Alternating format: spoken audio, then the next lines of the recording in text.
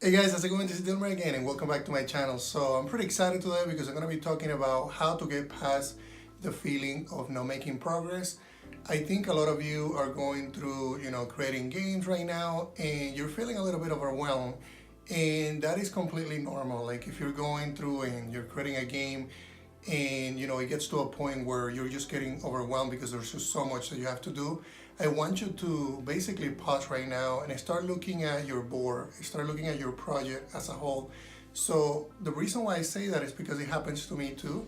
There's times when I get overwhelmed and there's just so much that I have to do. And then what I try to do in those days is I take a break, and but at the same time, instead of taking a break, I try to look at the project and look at what I'm trying to create as a whole. When do I need to deliver it? What am I working on right now? Is that important to do? So a lot of those things are gonna be, keys throughout the creation of the game. And the reason for that is because you're gonna be finding a lot of things that you might not need to do.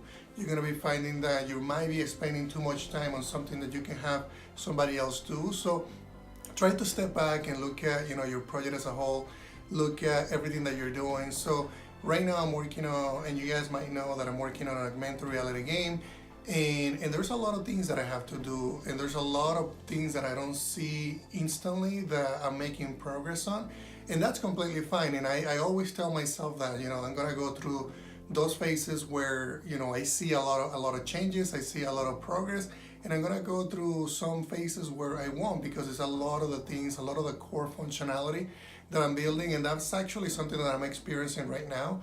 That I'm looking at one of my games and the game that I'm working on, and it kind of slowed down in development, in basically on the front end piece, but on the back end I've been creating a lot of the structure of the game, the coding aspects of the game, and what pattern I'm using.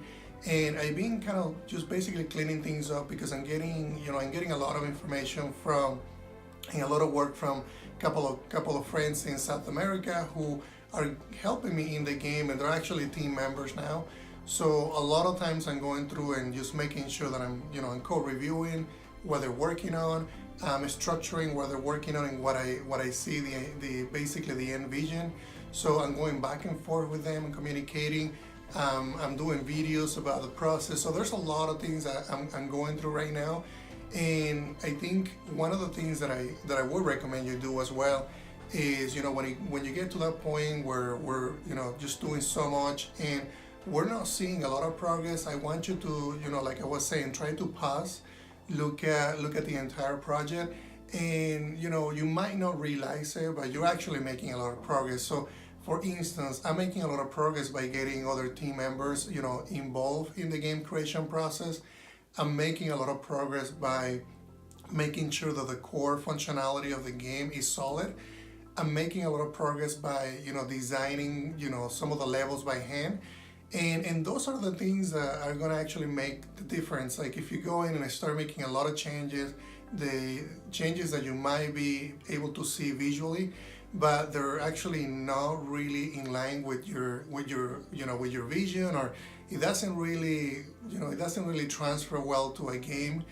And when you try to do something so fast, things just don't work out. What I've seen happen with things like that is they actually collapse, and then you spend all the time working on something that actually is never going to get released.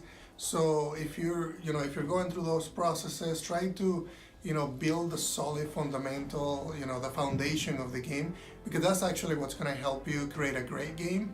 And also take some time to talk to your team and see how things are going, see if they can help you. There's a lot of benefits when you're communicating with them. You can get a lot of ideas back and forth.